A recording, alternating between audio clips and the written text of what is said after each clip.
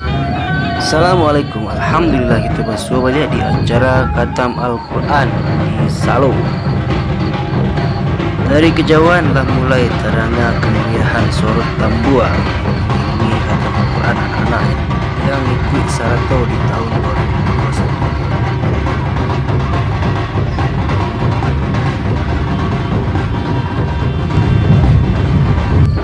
2021. Kini mari kita caliak Alo main tambua anak-anak negara Salo sana tambua dari Pincin. Mari kita coba sana ikonnya ya.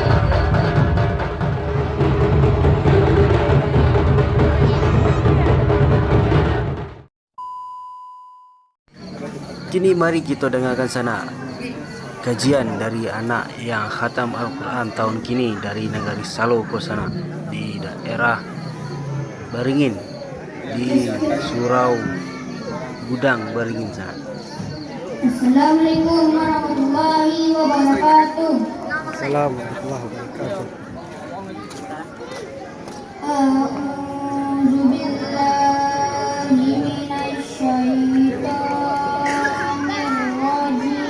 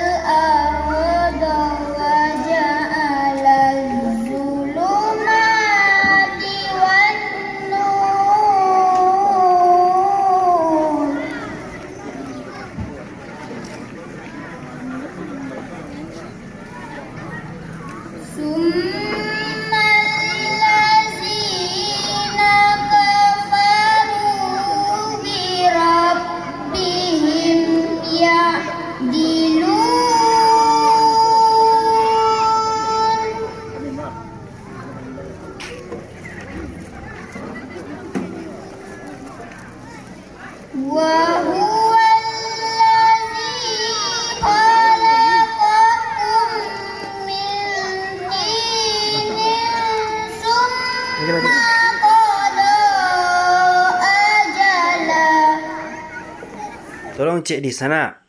Subscribe cek yo kalau alun. Gampangnya gratis lo lai. Modeko caranya sana. Di bawah ko sana di sebelah kanan layar bawah ko ada tulisan subscribe warna merah. Modeko contohnya sana, modeko warna subscribe ko sana, pencet subscribe ko sana. Kemudian pencet lonceng, pilih semua. Setelah itu sana cari gambar jempol sebelah kiri. Konyo setelah itu sana pilih bagikan. Cari bagikan yang modeko. Boleh sana bagikan lewat WhatsApp atau Facebook, Instagram dan lain-lain. Terima kasih banyak yang sana wak nonton lai. Terima kasih. Wa ajalum musamman indahu summa antum tamtarun. Allahu fis samawati wa fil ard. Ya'lamu sirrakum wa ma ta'tihim min ayatin min ayati rabbihim